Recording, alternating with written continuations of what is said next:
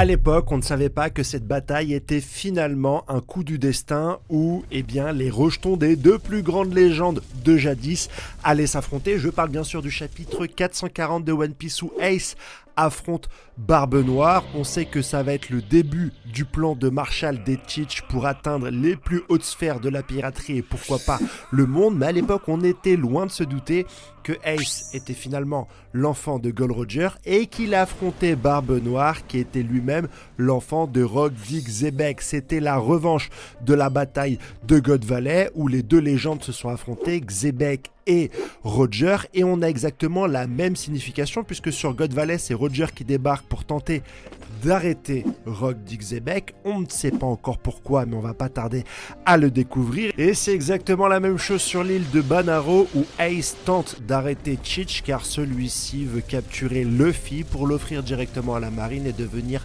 Shichibukai Oda. Par ce retcon, nous permet de réinterpréter cette bataille de légende qui l'était déjà parce que c'est le point d'ancrage qui a permis la bataille de Marineford. Mais aujourd'hui, on a un aspect qui est lié à la destinée, qui est un des symboles phares des Shiroda, puisqu'on peut réinterpréter ce combat maintenant qu'on connaît les géniteurs de Ace et de Barbe Noire. Et on va avoir un développement assez particulier sur la puissance du père de Barbe Noire, Rock Dick Zebek.